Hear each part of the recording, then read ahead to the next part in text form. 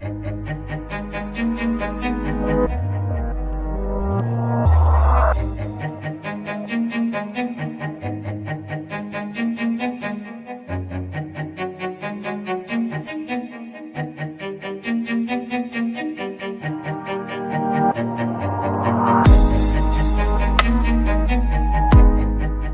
it in the keys?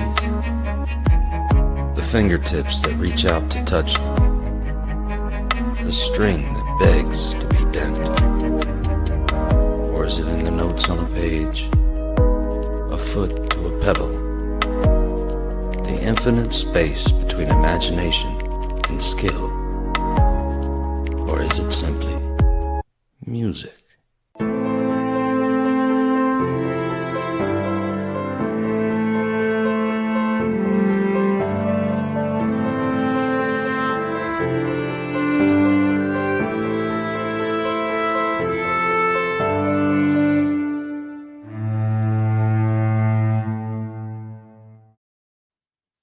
Welcome to the 13th Note Art of Mastery podcast. I am your host, Jeff Spike Wong, and our podcast is about learning the art of mastery, refining self. And today we have a very unique and very special guest. This gentleman is not only a world-class musician, but he has done so much more. And let's get deep into it. This is Matt Starr. How are you doing, Matt? I'm good. I like that intro. Thank you. Well, you know, you're very, very unique. And let me just share with the audience of regards to how I found you. I'm a social media guy, do a lot of podcasting and so forth, of course. And I start catching you on Instagram, which you have a lot of presence on. And I remember distinctively one of your Instagram reels that you did was talking about how to be a professional. And that really hit home because, you know, I've been in the business since I was 15, 16 years old, playing in bands and so forth. And ultimately that career grew and grew and grew to the point where I went to Los Angeles. And I see there's a parallel with a lot of musicians that went through this. And what I really loved about it is your wisdom. So if you don't mind, what I like to share with the audience is to start with when you were growing up, what kind of kid were you from like K through 12? You have to ask my teachers. Well, K through 12. Yeah. You know, I think I felt like probably like a lot of kids do, you know what I mean? But I just didn't feel like I fit in. I wasn't an outcast. I always had friends. Um, but I think when I discovered music, that changed everything. And, for me, the neighbor up the street, Scott Ball, he was a couple of years older than me. I was the oldest in my family, so I didn't have anyone like turning me on to music, but he had Sean Cassidy album, the Do Run Run on Yeah. it. And it had a poster and all this. And so I could tell my dad, I'm like, Dad, I gotta get this record. It's so awesome. It's great. I was like 7 years old, 8 years old, and he bought me the record. And then the next record I got was Kiss Alive 2. And like that was 78. So when I open that up and it's the stage from their Love Gun tour and the smoke and the flames and they're pointing, they look like they're having fun. Yeah. I smashed that Sean Cassidy record and I didn't tell anybody. Like I didn't do it in front of my friends and I didn't tell them. Yeah. I just did it and then I had to get rid of it because my dad was like, at one point he goes, what happened to that record? I said, oh, I don't know. I don't know where it is. But something inside of me, this had to be destroyed if I was going to go in the Kiss direction. Now, full disclosure, I love that Sean record. I actually have 2 copies of it now. I have a white label promo and a regular pressing that I got at Amoeba in Hollywood. And the cool thing is when I got that record, I bought it about 15 years ago again, had all these clippings from like Teen Magazine. Yes. That whoever the kid that had it had like stuffed in the record. So anyway, I love vinyl. But so I think once I found music, then I had a clarity, and I didn't realize it, at the time, but I had a clarity of purpose and a thing that I was really excited about because I played a little sports, but I wasn't interested in sports. I didn't really like watching. I collected baseball cards. I didn't know much about baseball. I liked the collecting part. Yeah. So again, like Kiss was perfect for me. Yeah. But when I found music, that was it. And again, I when I saw the inside of that Kiss Alive 2 album, I had a feeling that I Yeah. had never had before and I've never had since. And I still get that feeling when I look at that. It just, I don't see human beings. It's just pure magic, Yeah. And that was from that point, I go, just that, whatever that is, all this is what I want to do. And, Right. and that was it. So, you know, played drums. My mom said I could sign up for drums for school band in 6th grade. I did that for a couple of months. I ended up, I quit. I would have gotten kicked out, but they only let us play for about 2 minutes every class. And I go, I didn't come here to like hear flutes. I want to play Yeah. drums. Don't Right. give a 6-year-old kid in 6th grade drumsticks and a 30-inch bass drum and go, okay, do your part. Boom, boom, boom, boom. Okay, now don't hit it for the next 30 minutes. We're gonna, work on the flutes. So, but I started playing the records. So it was like Kiss, Cheap Trick, Aerosmith, AC/DC with Bon Scott, and Iron Maiden. That was like the core of my early rock stuff. Yeah. And yeah, I just couldn't wait to get home, hit my drums, go up in my room, listen to music, look at the album covers, read the liner notes, draw pictures of Kiss, all that. Right. And at that point, you're talking about 8 years old, seeing Kiss Live 2, opening that up. What spawned you to say, hey, let me go be a drummer, opposed to let me get a lead guitar or let me get a bass guitar? Well, no, I wanted to play guitar, and we Okay. had the J.C. Penney catalog, Yes. which for those that don't, if you're under 50, you might not know what it is. It was basically Amazon analog, right? So it had Yes. everything from tires to clothes to furniture, everything. Yeah. And I looked through there and there was guitars. They were all knockoffs, but I found a Mm. Les Paul copy, Yes. flame top like Aces, Yep. and the biggest amplifier they had. And I told my parents that's what I want for Christmas. And they would my parents were cool. Like they would always go, tell us what you want. Yeah. They wouldn't say okay. They would just be like, got it, thanks. Am I gonna get it? They say, we're not gonna tell you. And then you'd never know. So it was like a Yeah. surprise. I badgered them so much, and they finally were like, okay, we'll get that for you. Yeah. And I was like, okay, great. I'm getting this. Just couldn't wait. Come downstairs. There's a record player. It was playing Kiss Alive because they got me Kiss Alive. I'm like, cool. Got some other records, some stuff. Then they go, and we've got something special for you. I go, okay, here comes the guitar. And they roll out a bike, a red line, which is like, Oh, I wasn't a big BMX kid, but it's like yeah. a Yeah. racing bike. I'm like, oh, I go, and the guitar? Like, this is amazing. And then my mom's like, okay, so what do you want for breakfast? And I go, pancakes, but when's the guitar? And she was like, oh, honey, we thought you'd be disappointed if you knew what you were getting for. I go, you told me I was, are you, and I mean, and even that was like 9 years old, 10 years old. I realized like I was getting mad and I was like, dude, you just got a bike and a record player and like Yeah. I know you wanted the guitar, but like, it was a pretty good run. But anyway, I did want to play guitar and I moped around the house for a couple of weeks and my mom was like, well, you could play drums. I'm like, I don't play drums. And I thought about it more. I'm like, well, no, I'll play drums. So that's how it ended up being drums. That was kind of my Yeah. second choice. That's interesting. That's a great story.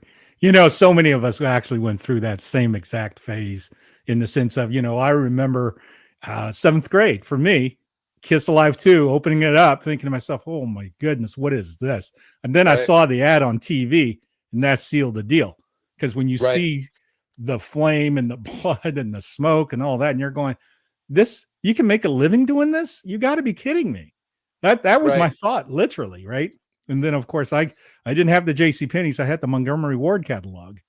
Yeah. Okay. Yeah. You're in a And different of part of the course, country than me. Same thing. yeah, same thing. Got the cherry sunburst Les Paul Ace Frehley thing, and proceed to think, oh well, I think they play the heavy stuff on that top string, and they play the solo on the thin string. So the other Mhm. 4 strings are there for looks. And I went for a year thinking that. Wow. Yeah, Amazing. yeah. And I had nobody. I was the only kid, so I had nobody to influence me at all until Right. much later in school and so forth. So that's the Right. thing. Once you start playing drums, how was the reaction with your friends and in school and things like that? Did everybody start going, "Hey, that's great. Let me go get something. Let's start a band," or anything like that? Yeah, there wasn't many kids playing, but there was a kid who lived around the corner from me, and I was kind of afraid of him because he was a black belt in karate. He was a year older than me, and Sure. I don't know what it was about him and what it was about me, but I just felt like he was gonna like beat me up, you know. And Mm, he started playing guitar and played with these other two kids in this other neighborhood that I would hang out in, and I'd hear them and they were playing like my first band. So they were playing like Def Leppard. And I'd hear the drummer and I'm like, he doesn't know the songs. Like I'd be out in the, playing kickball in the street and I'd hear him like play the drum. Like, that's not how it goes. I'm like, these guys, like, I got to play with these guys.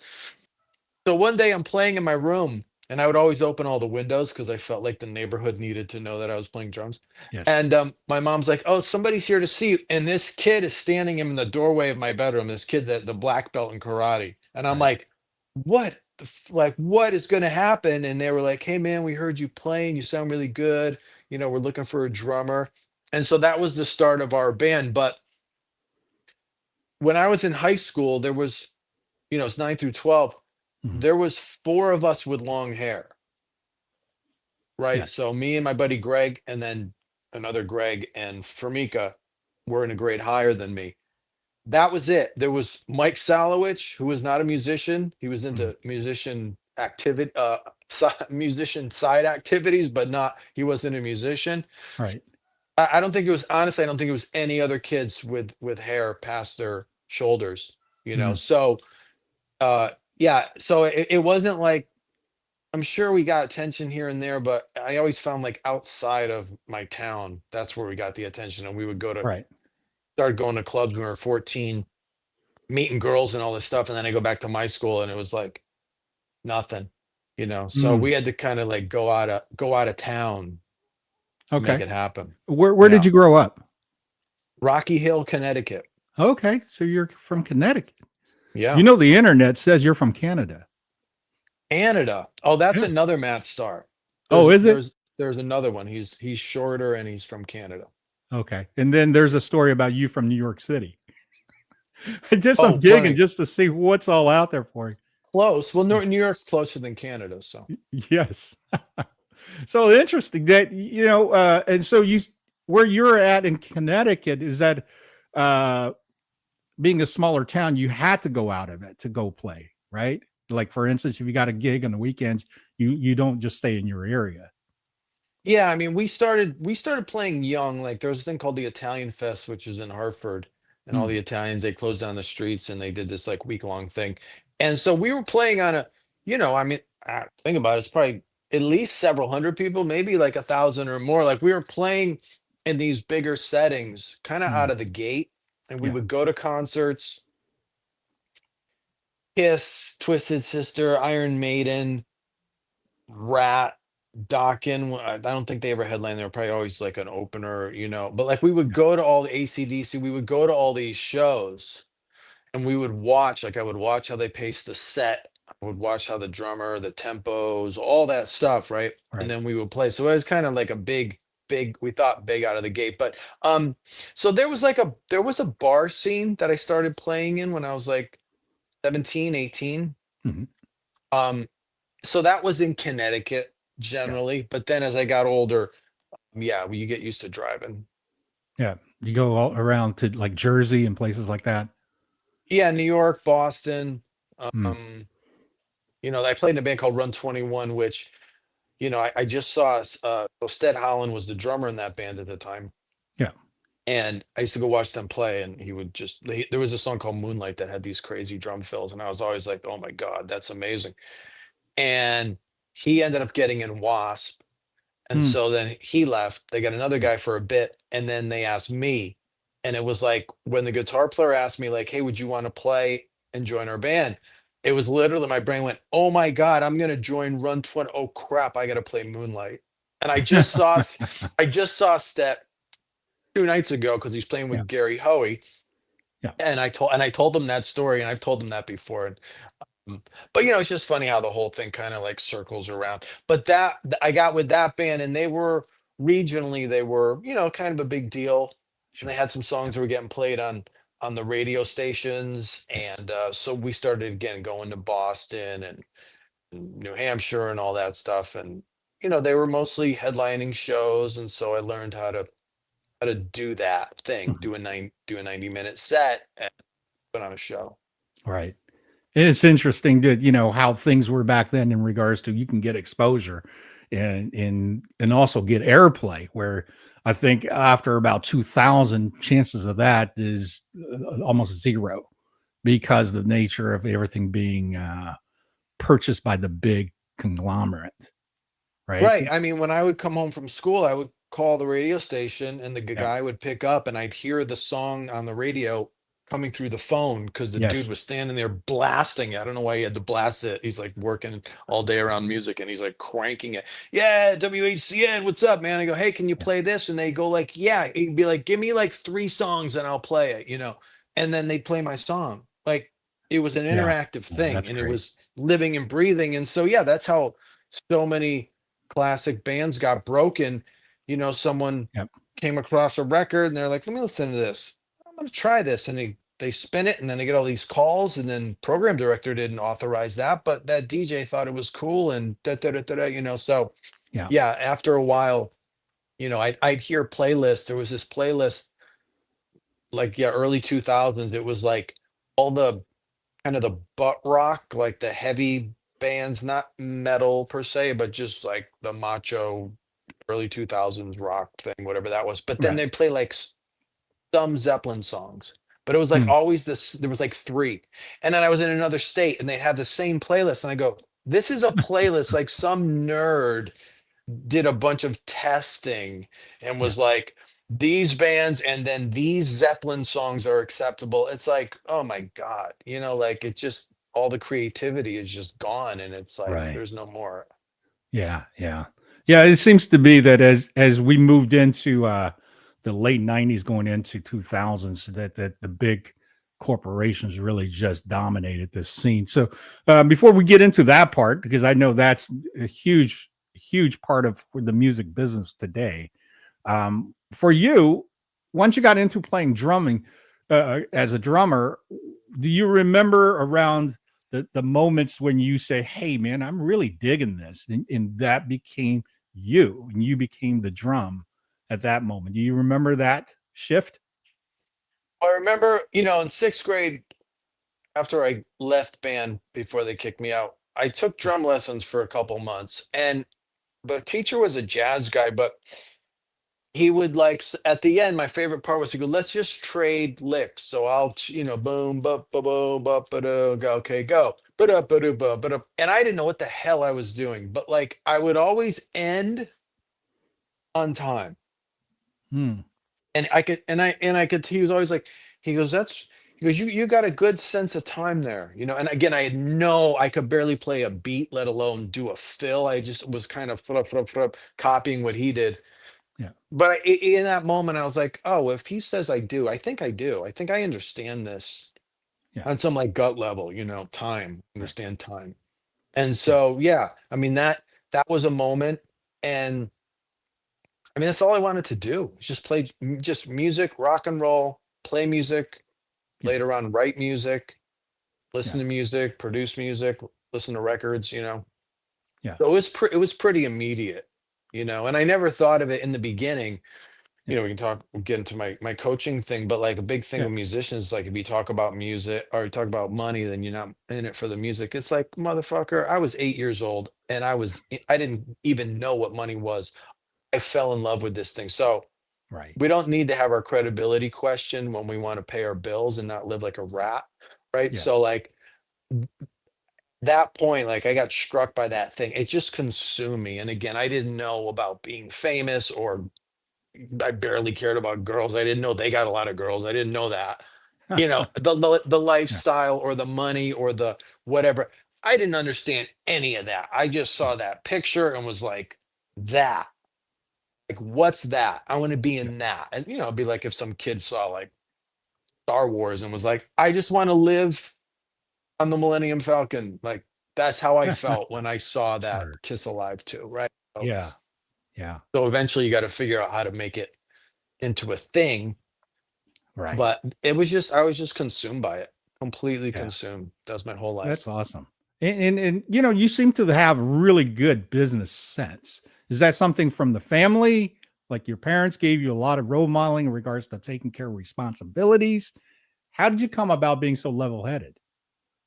Yeah, did not get it from my family. I mean, my parents are great. They're still together, wonderful people, super Yeah. supportive. Looking back, I'm like, yeah, even though I scared the shit out of them because I didn't do a traditional route, but they were really Right. supportive. But no, I didn't get anything because my dad, had a job his whole life. Mhm.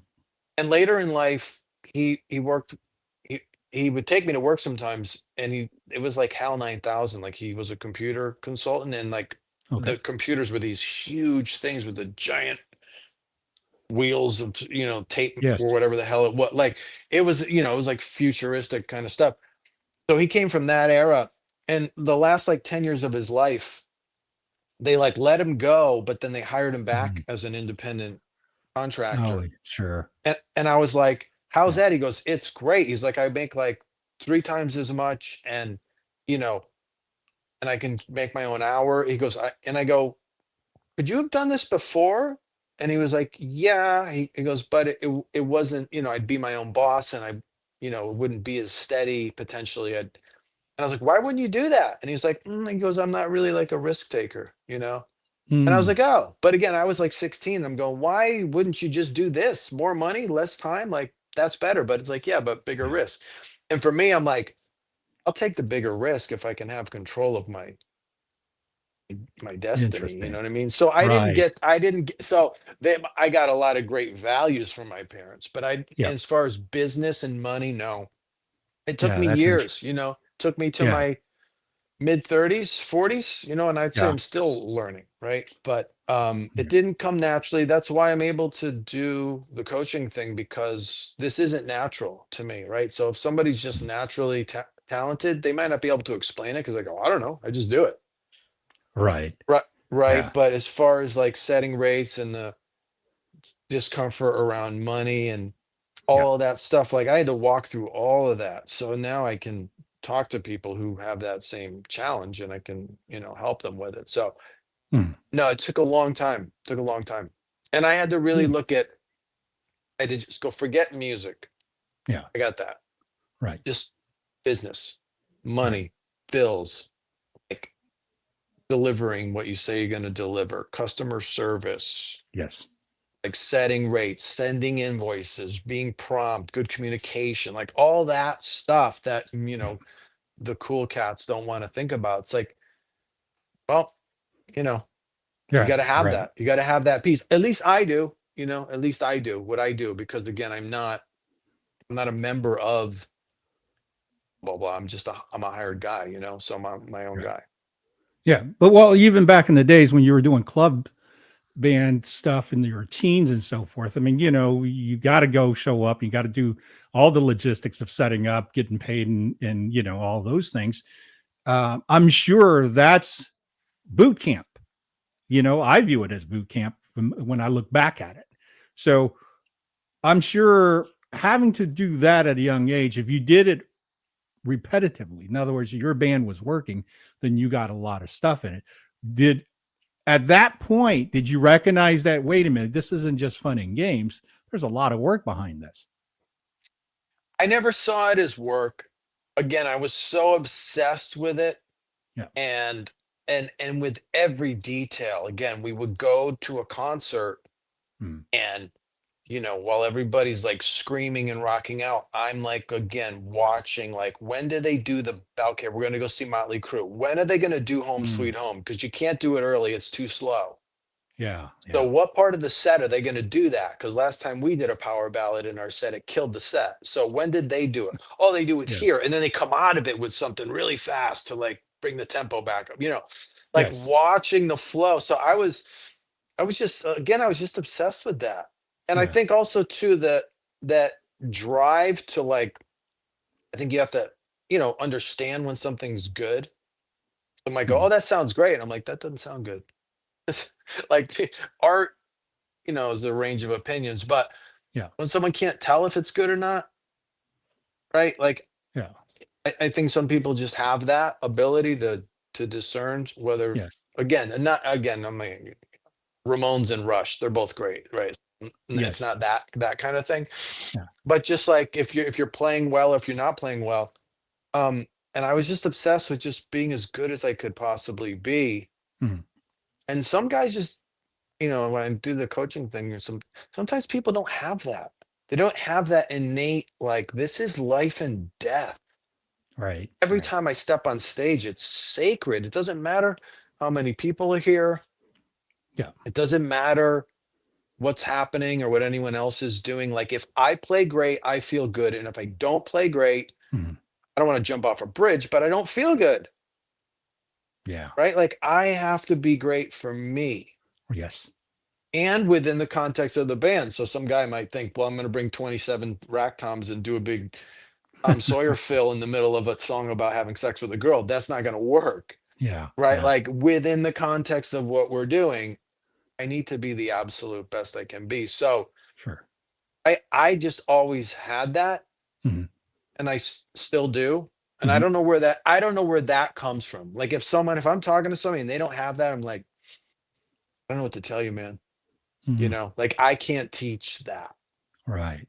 Right. That so I can't really explain where that comes from, but I had that. So it never felt like a lot of work, and it never felt like, mm, yeah, it just never felt like a lot of work. Good. Yeah, I Mm, think definitely, like you said, some people have it, some people don't. Some people can be taught. I've taught people how to learn to have intentions and focus, because that's yeah, really the key of lack of when they're never taught that, even at school age and so forth. That's why I really like to hear, the upbringing aspect of from everybody's path, because it kind of teaches us that we can all come from different walks of life, different backgrounds, different financials. But if there's a passion and a desire to want to exceed and be successful at something, then you're already halfway home. I really right. believe that, to me, is similar to knowing your end results, right? And when you are able to set up a strategy, a plan, that to me is your key to opening the door. And most people just really fail at that. They're standing at the door, they're going, I'm here. And that's it. So that's the Yeah, part that I've noticed that why musicians struggle in the business. y- yeah. I think that's what I'm always like. Again, I don't know where that comes from, right? Like, Mhm. I done a number of rock and roll fantasy camps, and like Mhm. they would ask me to interview the featured artists. Yeah. Lunchtime, we'd have lunch, and then we'd interview. So I got to, have these conversations with these different people. And like one of them was Zach Wild. And I was like, he started talking about like he was playing football. And then it was kind of between that and that. And I said, well, why did it end up being guitar? And he goes, well, my coach told me I was really Mhm. good, but I probably wasn't going to be great. Right.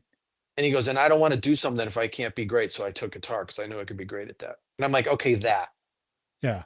Yeah. that, and I talked to Dave Mustaine, and I asked him, I think, like, I knew it. I was like, I'll talk to Dave. I go, okay, no, I'm gonna ask him. And I think I asked him one question, and I was just like, okay, so you're in what turns out to be the biggest rock band in the world, and you get fired. Yeah. How do you not crumble and start your own band and go on to have this? Like, what about you? Why? Like, what about, like, what is it about you that did that? Because most people would, you know, Yeah. just fall apart. Like, Yeah. why you? And it was pretty matter of fact what he said. He just goes, well, what am I going to do? Not play? He goes, I got to play and just do my own thing, and I'm going to make it great. And then, but Yep.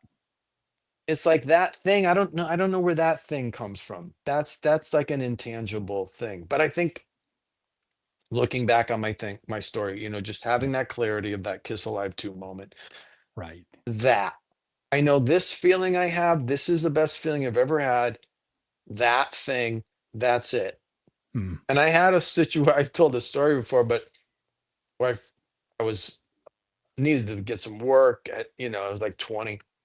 And a friend was like, "Well, I work for a temp agency, so you can go like work at this office." And I go, "What do I do?" And she goes, It's anything. They'll tell you what to do." She goes, "But you just make some money." I go, "Okay, cool." And I went there and like taking envelopes and putting stuff in envelopes and doing thing. And I'm just looking around. I go, "What the hell is this?" And it wasn't illegal or anything, but I'm just go, Yeah, "What?" yeah, Like I was just like, "What's the point?" right. And it's like, well, this someone owns a business and they need someone to do this, and they're paying us to do this. Yeah, And I just got like a wicked bad headache. And then like it got to lunch and they're like, "Okay, we're gonna go for lunch." And I just said, I'm gonna go home. I don't feel good." And she goes, "Oh, okay, well, you can come back tomorrow." I go, "No, I'm not coming back." Like, yeah, just no, no. yeah, And it was fine. Everybody was nice. It was easy work. I was getting there. I just no, and I that's think right. I've heard, people have said to me like, "Oh, you march to the beat of your own drummer," which is kind of Yeah, corny considering I'm a drummer. But I'm like, but whose drummer are you listening to? yeah, yeah. Right? Like, or you're so brave for following your dreams. I'm like, I think you're brave for not. You're right. Yes, Like, it's what I'm doing, I would be terrified to not do this. yes, The thought of not listening to my heart is terrifying. yes, So yeah, frightening. Now I get what they're saying, and I can say thank you or whatever, but yeah, so again, I think it's just the clarity, having that clarity, but I don't know where that comes from, or yeah, being willing to honor or listen to that clarity. yeah. I don't know, because I think everybody does have that clarity somewhere, Mhm. you know? Mm, Well, I think it so was the wisdom within your soul, your inner, soul. And this is where I think if you've been around the planet and come back many times, a lot of people don't believe in this, but I do. That I think there's something about that you're confidently within your your inner knower to mhm, actually pave your path. And when you start to yeah, veer off that, you feel off balance.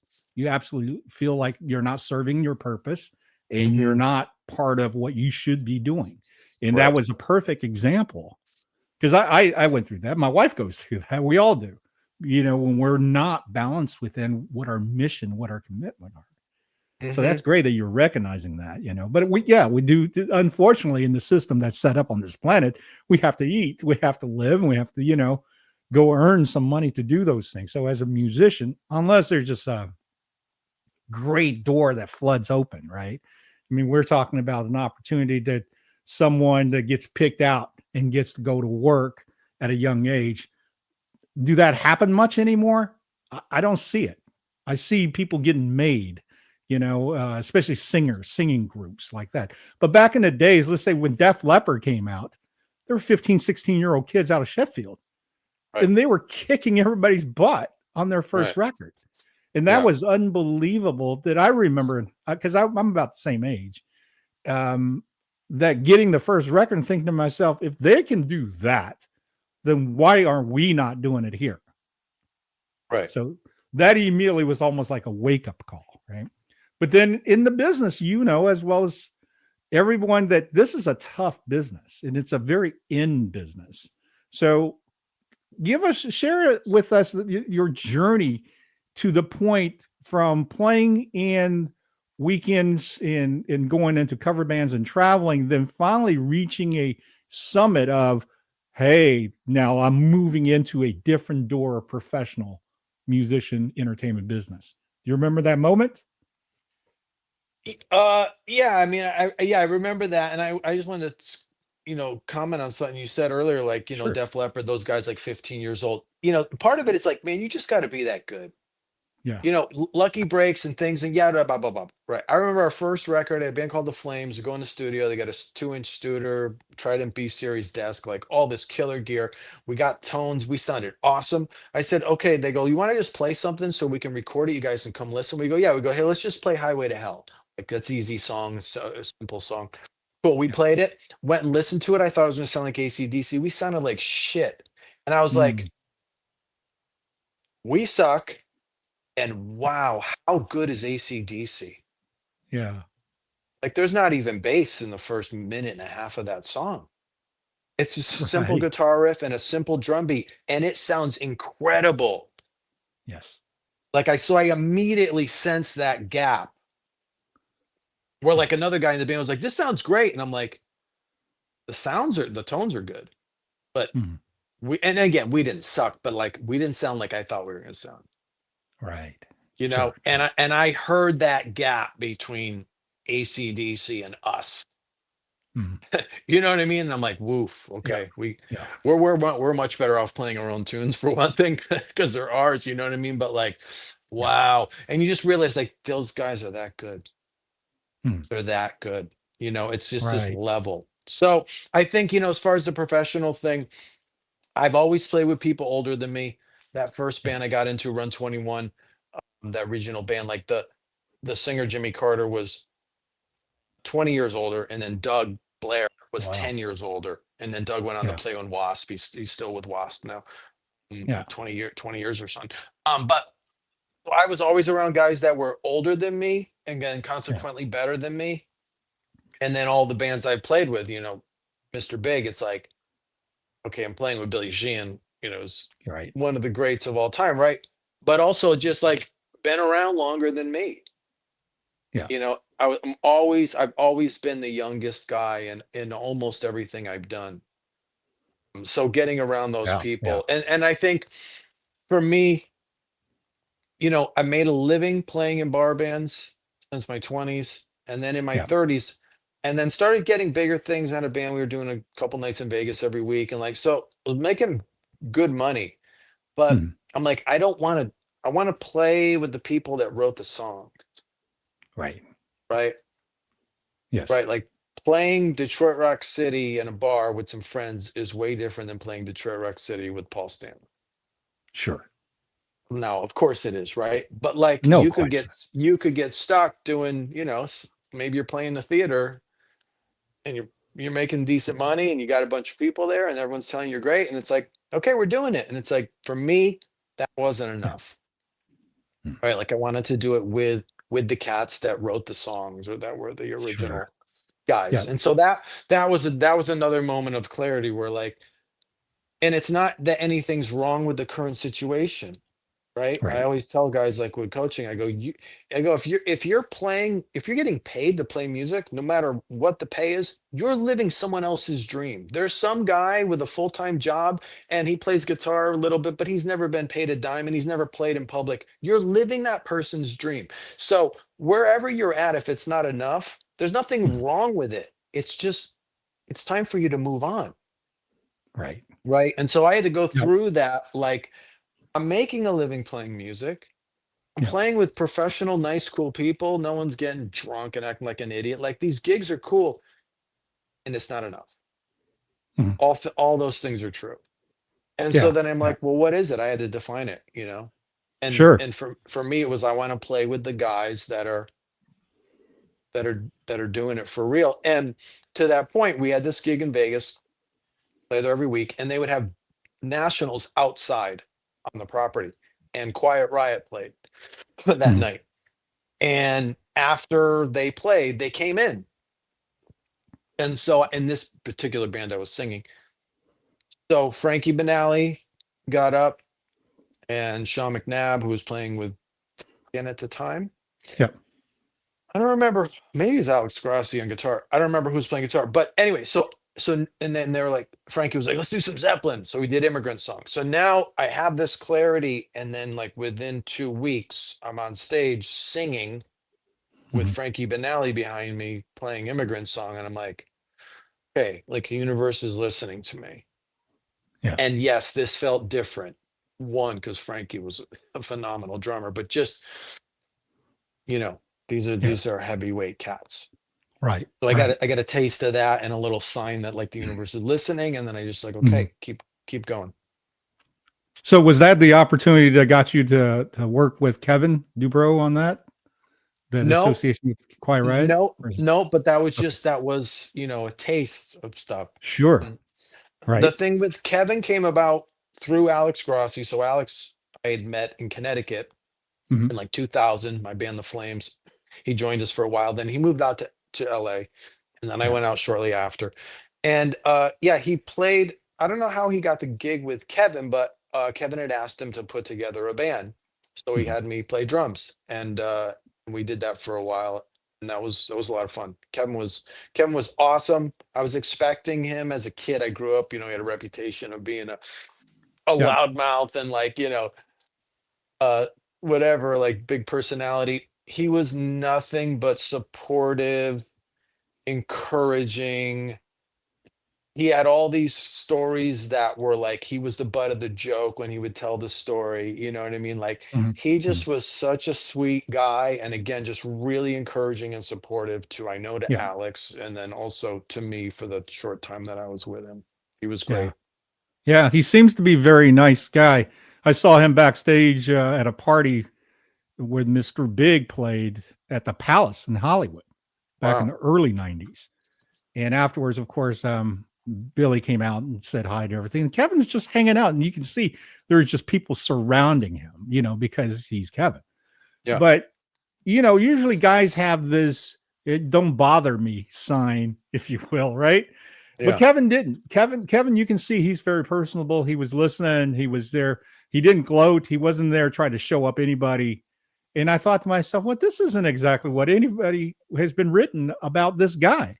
Right. Everything's written has been almost a lie. And of course, as you get in the business, you realize almost everything you read about yourself is not even true half the time. And Right. where do they come up with this story? Right. So let's talk about the business aspect of it. I'm sure, you having a good head on your shoulder and approaching business, that helped you to get gigs such as the Ace Frehley gig in the Mr. Big gig. Can you share a little bit of regards to just that when the opportunity knocks, are you ready? Are you ready to deliver? Yeah, I think I just had a bunch of coaching sessions today, and I was talking with a guy who's putting together a band, a White Snake band, Hmm. just like part of his thing that he's wanting to do. But he's going to audition or, kind of have a first rehearsal. But I said, how are you feeling about the songs? And he goes, I feel good. Some are kind of I said, listen, you got to walk into that as if you're playing with David Coverdale, Hmm. right? Yeah, Like I agree. life, like have fun, Yeah. life and death. Every note, every snare hit, Mhm. every single drum fill, every single thing. Absolute commitment and intention with every single note you play. Mhm. So, yeah, I didn't really worry about the playing part. It was more like, how the hell do I even get in these circles? Like, I don't know anybody who's doing it, I Yeah. think the other part too is just being willing to just say yes, Yeah. and Okay. putting aside any personal discomfort, you know? Like I'd heard, oh, Ace Frehley's drummer quit. Mhm. So I went through my phone and I called every single person and I was like, "Hey, do you know Ace Frehley or do you know anyone in his band?" And I went through and Brent Woods, the guitar player, Mhm. playing with Gene Simmons now and play with Vince Neil and Bastian Bach, bunch of different bands. He's also a producer. And he goes, Yeah. "Oh yeah, I know Anthony." I go, "Oh," I said, "Well, they need a drummer." I go, "Would you call him? Could you connect us?" And he was like, "Oh yeah, dude." Now I barely knew Brent. I had gone to a jam Mhm. twice, maybe that Mhm. he was at. We exchanged numbers. Yeah. I just if there's an opportunity, I'm gonna do everything I can Yeah. to get that opportunity. Yeah. So I Yeah. think, thinking like, well, I don't want to bother somebody or I don't want them to think I'm just like trying to use that. I said, think of it like your kid has to eat. Would you have Yes. any of those hangups or would you just go, I don't give a shit what anyone thinks. This needs to happen, Right on. Yes. you know? Yeah. And yeah, so that was the start of it, you know? That's a fantastic point of view, especially the foresight to understanding the importance of networking. You know, a lot of musicians just have the wrong attitude. And I'm sure you've heard many of people that would fantastic players. They would just go, I'm not really interested in other than just showing up and playing. And it's like all major decisions are all things that matters to eat, to pay mortgage. Didn't matter. They just wanted to play, their guitar, their bass, their drums, whatever they're going to show up. And that's all they want to contribute to. How far can that actually take anybody in the real business world? Can you kind of touch on that? Right. Yeah, I think, anyone I've met, like, say, Greg Bissonette, right? So, great drummer, played on so much stuff. He's kind of like, he's one of those go-to guys, in the industry, whether it's like a film score date or a rock thing or it's Greg. He can play anything. One of those guys legitimately can play. And guys go, I play all styles. It's like, no, you don't. Greg legitimately plays all styles. Yeah. And I remember reaching out to him and I was like, okay, I'm gonna, meet Greg. Okay, this is cool. And like, I kind of was like, well, I can ask him about this and talk about this. And okay, man, he was like the easiest guy to talk. He was like, "Hey, how you doing?" And just his energy, and I'm like, he does this all the time. Yeah. He's so fun to be around. He's so easy to talk to. He's such a cool hang. He's got such a great attitude, such a great vibe. Who wouldn't want this guy around? That's right. Oh, Yeah. and he's one of the world's greatest drummers. You know what I mean? So like, whatever anyone's idea of like, oh, I just want to be the musician, Yeah. like just be one of those guys, man. These guys, they all do that. I mean, maybe they think they're going to be Ginger Baker and be this grumpy weirdo, and it was whatever. But like if you were in Cream when you were when you were like 22 years old, okay, cool. But Yeah. otherwise, like the rest of us, yeah, you've just got to. This is a people business. This is a people planet, Amen. Yes. right? So Yes. like, Well said. Yeah. I got asked to speak on a South by Southwest thing. Well, panel, but the test question, I didn't know that. They said, "Do you think the fact that anyone can make music is a good thing?" And I said, "No." Mm-hmm. And they go, "Would you want to be on our panel at South by Southwest?" Now I Yeah. said, "Look, as a human being, should all human beings have access to the tools to create and express their heart? Yes. Yeah. Is music better for it? No, Mm. no, Yeah. no. We need mentors, we need gatekeepers, we need all that stuff, All right. right, to make it better. And the bottom line is this: we're not supposed to be alone. So if Mm. someone's like, I wrote it and Right. produced it and mixed it and played guitar and played bass, I'm like, are you the best bass player you know? Are you the best drummer you know? Are you the best mixer you know? Are you the best producer you know? Like, bring those people in. We're Mm. supposed to be together. We Mm. need each other. Right. We need each other, And Yeah. that's what I've learned. That's what I was missing, I think, all those years. I love Mm. music. I had friends. I wasn't antisocial, but I wasn't, I was Right. opinionated. I mean, I still am, I'm sure you can tell, but I just couldn't keep my fucking mouth shut, And it's Yeah. like, man, if you're doing something good, good for you. Right. Like a Yeah. band could, like, with all the bands I played with, artists I worked with, we had bands open up. Some are great, some are not great. A band could go out there and suck. And the guy comes off stage and I'm like, hey man, your shoes are awesome. Like, is there something positive I can say to that human being? Right. Yeah. Right? It doesn't take anything away from me. Yeah. Hey man, how was it? Did you have fun? Yeah, we had a great set. Awesome, dude. Yeah. I'm glad. All right. Yeah. That That's it. positive influence goes a long ways The in that. negative one causes cancer. So it's Yes. it's like, just pick one. Yeah. Yeah. Just pick one. Yeah. If any musicians out there wanting to be a pro, that's a huge takeaway right there. You want to be the contributing factor. You want people around you comfortable, liking you, sharing with you. Last thing you want to walk in to do is, hey man, let me show you what I bring to the table with an attitude.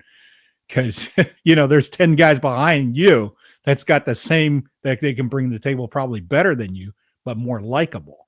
And that's one of the things I think for a lot of people, they don't recognize that until they're way too late in the game. And I know that it's hard to say that now, but back in the day when there's label deals, they didn't really look at anybody past 30 years old. If you're in a band, you're 35, they're kind of writing you off, regardless how much you've been busting it on the circuit, so to speak, right? Right. Where today, if you're 35, you can be 55. But if you got 100,000 followers and you're continuously selling 100,000 records, somebody's going to want to buy your product. And then somebody's going to want to do business with you because of it. So can you kind of talk about how this shift throughout your career and seeing how the industry has changed and how did you evolve with it? I think the technological side of things, the remote thing has been the biggest impact for me. Mm-hmm. People ask me about the music business. I go, I can tell you my experience, but I don't really consider myself part of the music business. I mean, I am part of the economy that is derived from music, but Mm-hmm. I don't have a record deal. Mm-hmm. Furthest I got with my band, The Flames, we had a demo deal with Atlantic Records. Yeah. That was a big deal for us. Sure. I couldn't get past that. Like I couldn't get to the next level. Yeah, understand. Right. Yeah. And that's when I decided I'm going to just play drums because I'll let somebody else deal with that shit. So I work for people in the music business. Mm-hmm. Mm-hmm. Right. So, but what I would speak to is like the technology that I can record for somebody who lives on the other side of the world. Like we can make music and we don't have to be in the same room. If we can be in the same room, I would love that because I do like people. Mm-hmm. And yeah, let's get some pizza and let's get some espresso and let's swap stories and hang out and laugh and also record, right? Like that's the best. Yes. But the fact that we can do that remotely is huge. So I'll often talk to guys and women, and I'll say, well, have you reached out to who have you reached out to? Who do you know? I always say, like, what do you want to do? And then who do you know that's doing what you want to do at the level you want to do it? Mm-hmm. Right. So again, that's like, question. Yeah. And they go, well, I go, okay, so reach out. Well, there's no one around here. I go, what do you mean around here? You live in Oklahoma. Mm-hmm. I mean, first of all, there probably is somebody in Oklahoma or a few cats, actually, if you look around. But why are you looking around your neighborhood? You've got a phone, man. You got the whole world at your fingertips. Yeah. Right. So the fact that we can all create, and how many bands have been built out of like, hey, well, if I send you a track, would you play on it? Yeah, sure. I mean, what's that band, the Postal Service? Mm-hmm. Is that them? I think that's the it. Postal Service. Where are you talking about? The super group? Kind of, they put together everybody. I think I have the name wrong, but yeah, that was the band, right? They were kind of like super indie. This is like 15 years ago. Okay. All right. But I think they're called the Postal Service, but they were sending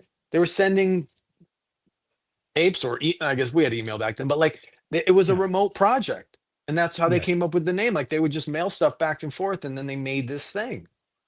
Yeah. Yeah. Right. So like we're connected through this.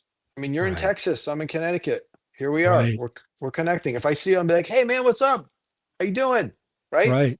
Yep. But we're not, in the same space right now. So yeah, that's been a huge change. Again, I'm not the guy that's doing business with the labels and the in the industry. You know what I mean? Mm-hmm. So I can't really speak to that. But I Well, would say too, like with guys, men, women, if you're older, I've talked to guys who are like, I'm in my 50s. I go, so am I. They're like, who's going to want to play with me? I go, a guy in his 60s, Yeah. somebody in the Rock and Roll Hall of Fame who's 65 and needs a bass player with some energy, and you're 15 years younger than him. Yes. You know? There's no question. Yeah. Yeah. So that for me, that was the kind of the thing of rather than trying to have a band and make it and all that stuff, which again, that was my goal. That was my dream when I was a kid, and it just didn't happen. And I go, okay, what's my best bet here? You know what? I can be of service to somebody who needs a great drummer who knows how to play for the song, appreciates all they're bringing to the table. knows when to shut up, which is about 99.9% of the time, Right. Yeah. and will be grateful, you know? Yeah. I think to do what you do successfully, you have to be really disciplined. In resource, and I'm not just talking about the aspect of business, but I'm talking about it in sense of the band environment, because you are walking in being a hired gun. Let's say from the Frehley point of view, right? Ace has his management making sure that all the logistics, because I'm sure Ace is the last guy that's going to be sitting there worrying about, what some things going down the road in 2 weeks from now. But Right. at the same time, if he's doing cold gin or he's doing black diamond, whatever he's going to do that night, the rest of you fellas, which is the band, has to be his platform 100%. There isn't any moments of, oh, well, Ace gets his limelight and I'm going to get mine. That thought need to be different because of being a hired gun, right? So, in sense of, just share with us some real life in regards to of the kind of discipline required when you are expected to deliver at the highest level for the guy who hires you, whose name's on the marquee. Right. Well, again, to me, that I always expected that of myself when we were 14 years old playing Another Thing Coming at our high school variety show. So like Sure. I've always had that, Yeah. and again, it's a work in progress, right? But like I've always had that expectation for myself. Right. And I've talked to other musicians who say, like, how do you like go into a gig like that and then but like do, but put your stamp on it? And I go, that thought's never crossed my mind. Mhm. What do you mean put my stamp? Like I'm there, Right. I'm playing my mustache Yeah. and my Ludwigs. Yeah. That's my I mean, I guess that's my stamp. I don't know. But Yeah. I never, so when someone says that, I'm like, oh, you're thinking about this way differently than me. You're thinking about yourself. Like, Mhm. I don't care about myself. Yeah. Interesting. Like, I want to work. Yeah. And I get to play Shock Me with Ace. Right. Hell yeah. Right. you Yeah. know? Right. So yeah, the level of expectation of like, how well I'm gonna play and perform and all that, like that's just innate. I don't, Yeah. it's not like, oh, you got to really step. Like I used to have, we used to have shows like with other bands, the guys would be like, you got to step it up tonight. I go, get the fuck out of here. First of all, you're telling me to step it up. Every night we do. And what have you been doing the other nights? Tonight's the Yeah. night. Tonight's the Yeah. big gig. Yeah. Every gig is the big gig. Amen. Yes. Every single gig is the Yeah. big gig. Right. Right. So again, you're telling me we got to really be great tonight. What are you thinking the other nights? Yeah. So Exactly. again, I think again that just comes from myself. So I never, you're gonna play with, you're gonna play Budokan in front of 15,000 people with Billy Sheehan and Paul Gilbert Yeah. next to you. Like, yeah, you got to bring it, right? Yeah, of course. But Yeah. if you're not always bringing it anyway, it's not gonna get better that night. Right. Right? Like I say, like the morning of the show, it's too late, bro. Don't think you're gonna get better that day. You'll Right. be better after the show. The second you walk off that stage, you'll have gotten better Yeah. because you had that experience. But if you Yes. think you're gonna really prepare that day or something, I mean, Yeah. meditate, yeah, sure, but like you're not getting any better. Right. That's is. like a lifelong thing. Yeah, and I see it in your playing. I hear it in your playing because I've seen quite a few videos of you, especially with the Frehley band. Because I grew up a big Kiss fan, just like you. I picked up the guitar for the simple fact that I saw Gene Simmons spit blood. Hell yeah, dude! I You used to know, watch, and I'm interrupting you. My apologies, but I just wanted to no, interject real quick. sure, I would almost every night I'd stand there, side stage. Billy Sheehan's doing his amazing solo, and I yeah, go, yeah, "Isn't it crazy? This is his idea of a solo, right? Which is, I mean, he's not a traditional bass player, but like it's a traditional bass solo. And then Gene's idea is, I'm gonna like drink some crap and pretend I'm puking blood, and I'm like." I love that that's like rock and roll allows for that, right, Right. So what we Exactly. said about, like level of greatness, Gene's solo is just as great, Yeah. like exceptionalism wise as Billy's. Now, technically bass playing, no, there's Yeah. not even a comparison. But like Gene doing Gene's thing, You're right. he's the best blood puker ever. And then Yeah. Billy doing Billy, he's the best Billy Sheehan. But Yeah. that those two guys, that was their idea. And it was it's so different. And they're both amazing. I loved Absolutely. rock and roll. But anyway, sorry, I interrupted you. So No, you no, were I mean saying Billy that's a Sheehan. great point of view because you're absolutely right. The perception from the audience is so different. If you were to show an 8-year-old Billy Sheehan doing his thing, will that 8-year-old actually absorb it and be inspired? Where Gene could thump on a note, let that so-called of whatever effect he's using, and then the blood comes out with the green light, right? Yeah, right. Yeah.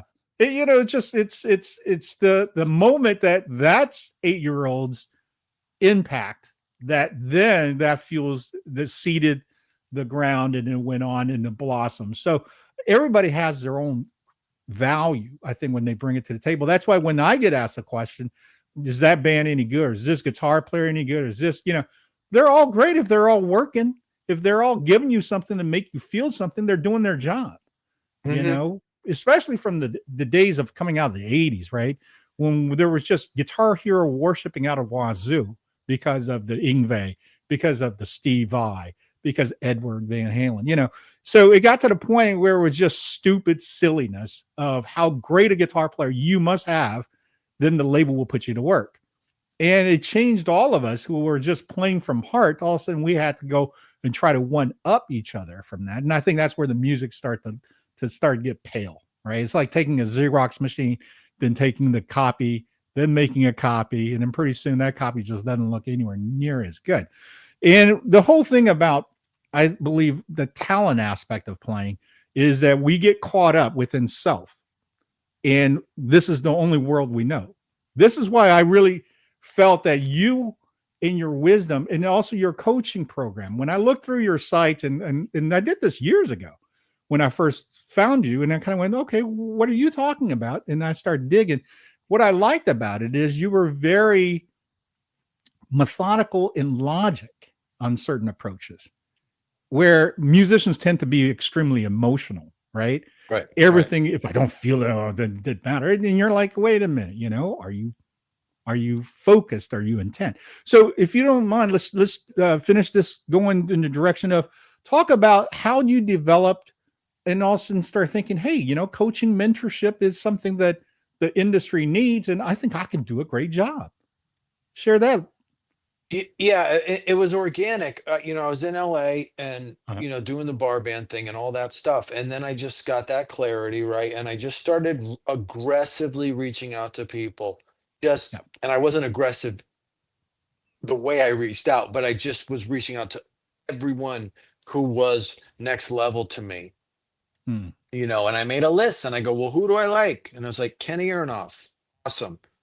Jason Yeah. Sutter was another guy. Brian Tishy was another guy. And I just kept making the list. And I'm like, I'm going to find these guys and I'm going to sit down with them and I'm going to talk to them, not about me, but about them. Mhm. And how did you do what you do? The drumming, I can see it. I understand what you're doing. Okay, got it. Cool. And we all Yeah. do our own thing. And right. But like, how did you get these guys? So, went from, there's a lot of little details and things along the way, but like within 9 months, I was playing with Ace. Hmm. And that was my first gig with, one certainly whose poster I had on my. Yeah. And then if from there with Mr. Big and started working with Phil X and Jolyn Turner and George Lynch and there, I can't remember everybody, but you know what I mean? Yeah. All this stuff. I played with Paul Stanley, all these things. So then I had musicians and they would all say the same thing. It was really funny. They go, hey, no offense, but I never heard of you. And now I see you like doing all this stuff. Right. So what are you doing? Yeah. And they would they had been in town for 10 years. Or maybe they got a gig with somebody of note 10 years ago, a couple month tour, and nothing since then. Yeah. And I wasn't offended by their question because I was like, no, I was aware that I wasn't that you hadn't heard of me before. That was bothering me too. Um, so I just started explaining it, and I realized that I could articulate things, you know. And Mhm. again, I just say this for anyone who is listening to this. The only reason I can articulate these things is because they don't come naturally to me. Mm. Right. So we Interesting. said before, like, what about that inner thing that just expects exceptionalism? I don't know where that comes from. I can't teach that. Yeah. Yeah. Honestly, if you don't have it, I don't know what to tell you. Yeah. Okay. But this other stuff, yeah, I can explain that, and I can teach people. So I started explaining it, and then I just had more people reach out. And eventually I realized I can explain it. And these guys are like taking what I'm explaining and they're using it, and it's getting results. Mhm. And then I would also have drum lessons where people would say, I want to have you play drums, but I also want to talk about business. I would go, okay, cool. And then we just sit there and talk the whole time. And I was like, why are we having to go to a drum room? Let's just go out for coffee. So I said, Right. I Right. started offering coaching. And at the beginning, I did feel uncomfortable about charging money to Mm. musicians, right? Yeah. Yeah. But you know what? You want an hour of my time? I mean, how That's right. much? I don't, you know, eventually it got to the point where I'm like, I can't do this. Yeah. And I started turning my drum clinics into career workshops. And then that kind of took me out of the drum shop thing and into music schools. And so now I've Right. my Musicians Institute. I just did a thing at Saddleback College in Los Rios, That's fantastic. in California there Yeah. last month, and a bunch of different School of Rock locations. And, Yeah. so that opened up a whole new thing. And now I'm talking to 8-year-olds, Mhm. right? Mhm. Because School of Rock is 8 to 18. Right. Mm. But I realized I could explain it, that if they took what I said and did it in their own way, Mm. they could have the results that they wanted. And that's what the coaching thing was born out of. And eventually I kind of was like, I think I have a coaching business. Yeah. And, but, and again, at first, that was, I'm looking at the Kiss thing. I wasn't like, I'm going to play rock and roll like Kiss, and then I'm going to be a coach. Yeah. That was right. But that's part to me of growing up and having humility and going, what do I have to offer this planet? What do I have to Mm. offer? If I'm on a gig, what can I offer to this situation? Sometimes it's my silence. Mm. Sometimes it's withholding my opinion. Yeah. Yeah. Show up on time, be great, have a good attitude, whatever. So, Right. okay, what can I offer people, fellow musicians? I can offer this coaching stuff. And if I go out in public, go to a gig, or always have people come up, go, man, hey. And sometimes they go, I love your drumming, or I know you're from Ace Frehley, whatever. But more people are like, thank you for those coaching videos. Thank you for those posts that you do. You Yep. made me see things differently. And that it just means a lot. It means a lot. It's like, what's the greatest impact I can have? I can show somebody how to play a drum roll, or understand time, or tune their snare drum. A lot of people that teach that. There's not many people talking about this. I think the greatest impact I can have is teaching this. Yeah. I agree. And I'm so grateful that you do offer this. Let me just show the URL here. This is where you can find Matt, mattstarcoaching.com. I'm going to share a screen real quick. This is your website. And I wanted to just to talk with you real Yeah. quick. Look at You that dressing kid. up as Paul Stanley at age 9, Hell yeah. I sent that right? picture to Paul. I go, hey, look at because my dad had sent it to me. I go, hey, look what my Yeah. dad just sent me. And he wrote back and he goes, I go, I don't know what happened to my nose. He goes, yeah, you can't blow your nose once you put the makeup on. Yeah. So, It there I yeah. go ahead. Well, I was going to say, to be able to do this and not really knowing that decades down the road you're going to be in the system and you're going to be not only working with them, but acquaintance. You're actually communicate with that. That is an incredible, I would say, journey just from the inception of that to where you are at.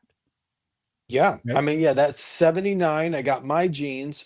That was a white sweatshirt that said Yukon. That was my mom's. I cut it up into that like strap thing. Yeah. I went to Millie Mills on the Silestine Highway. It's not there anymore. It was an old lady sewing shop, and I got that silver shit. And then I did the teardrops like Paul had on his Dynasty costume, but I just took paper and I think I glue sticked or Elmer's glued them to the Yeah. thing. And yeah, I there I am. And yeah, it's 79. And That's I so cool. think, Yeah. yeah, man. And I think too, like that kid, like when I got like Ace was the first Kiss guy that I played with. Yeah. Um, when I got that gig, the adult was like, wow, this is so cool. And the kid was like, yeah, no shit. So like people say like, wow, your inner, your inner child must have been freaking out. I'm like, no, the kid in me was like, what took so long? Because Yeah. that kid knew. I didn't know how That's awesome. impossible, how unrealistic or whatever that is. I didn't know that. Yeah. I just was like, yeah, Kiss. Right. And so as these things have come to fruition, again, the adult in me knows the odds of this, and I'm so grateful and all of these adult things. But like the kid in me is like, yo, what's up, Gene? Or Yeah. like, yeah, I'm playing Hard Luck Woman and Peter's singing, I'm playing drums and Peter's singing Hard Luck Woman. Like, yeah, no shit. I did that in my Right. room for years pretending he was singing. So why not? Yeah. I You know? think, that's journey just from how you're describing it now, especially from your inner child, that aspect of it, that level of confidence in the truth. I think we inherently always know who we are, and is the static of outside of how we learned in school, to the environment, the jobs, and so forth, kind of then start to separate us. But I'm so glad that you always have that connection, because I can see it and I can feel it and I can hear it, from the way you present your videos, from the way you play your music. And I can't thank you enough, Matt, to be able to offer this level of coaching to people who wants to be musicians and want to be in the entertainment business. So big thumbs up for you, Chief. That was great. And Thank you. I can go on and talk with you for hours and hours, because you and I are similar in age. We have very similar path in regards to doing that. Yeah. The difference is, unlike you saying, hey, my band didn't happen, so let me work in a different direction, which I think is fantastic. I remember that fork in the road for me, and I said, you know what, that's the end of the road, because I can't be a type of a guitar player if I was to go work for someone else, right? Right. And I knew that of myself, and I wasn't going to cheat anybody else out of their money so I can stand next to them and earn my money, when I know I Right. wasn't going to give them my all. The only gig I remember saying to someone when they asked me, it says, if somebody threw you a boatload of money, who would you go with? And I told them the only gig I probably would take was Madonna. It is because it would be challenging to play that to me as a guitar player than to say, let's say if I got a gig for, Quiet Riot, Alcatraz, Rat, or any of those bands, because then I just want to do my thing, right? Mm-hmm. And that would be hard to sell to any band that already had a legacy, a following, and a sound, And I think that's where your talent really fit well. When I listened to you playing with Frehley, you had to play all the stuff that everybody played, whether it's be Peter, whether it's be Eric, whether it's be Anton. You did it. And you did it still sounding you, but you did it really meaty. And the way I describe meaty meaning that there is no loose ends in that band sound. When you're thundering and your bass is working with you, it's meat. It's meat and potatoes right there. Right. And Ace could do whatever the heck he wants, however he wants. And he's still going to walk off that stage and everyone's going to go, man, that was fantastic. Why? Because you guys behind him were fantastic. And there's no tricks to that. Right. So what about the last words on this? If I was a parent that brought you a 10-year-old kid and go, my kid is fantastic, he just needs to understand how to become a professional. Can you help my child to become a professional? Is that something you could do? Something you're willing to do? I would be willing to work with them. Yeah. I wouldn't say coaching, because if I'm 10 years old, I don't want to sit and talk to an adult for every week. Like boring. Yeah. But I would say let's keep in touch and let me, and I would love to talk to the kid, see where his Sure. head's at. But I would be like, just support him, nurture him. If you guys have any questions, Yeah. reach out. I'm here. Let's get in a room and hang. And so you can be like, oh, this guy's plays on a stage with guys from Kiss or whoever, like to meet a real person. Yeah. But at that age, just let him have fun and see where he or she, the kid, goes. Mhm. Because I wouldn't want to put that pressure on a 10-year-old. Good. You That's know what I great. mean? If Yeah. the kid's like, I want to do this, I'd be like, all right, cool, bro. Like, Yeah. and then I could help with some of that. But they need to find their way. They got so much growth. Yeah. I honestly wouldn't want to burden them with business at that point. Right. Be like, Right. just go have fun, rock on, get out there, Yeah. Yeah. and like learn, play everything. There's Yeah. no money in this gig. You're 13. Just go. Just go. All Just right. go. Just go. Great words of wisdom on that. Thank Yeah. you, Matt. And again, you can find Matt and his mentorship coaching over at the URL you're looking at, mattstarcoaching.com. And, I'd love to have you back. I know you're not only a great drummer, great producer. I definitely would love to pick your, thoughts in regards to how'd you get into producing, because producing is an entire different animal. And it's Completely. a different mindset for you. Let's say you got a group of talented musicians that just can't get their shit together, but you can see it, you can hear it, there's potential, and they say to you, Matt, help us.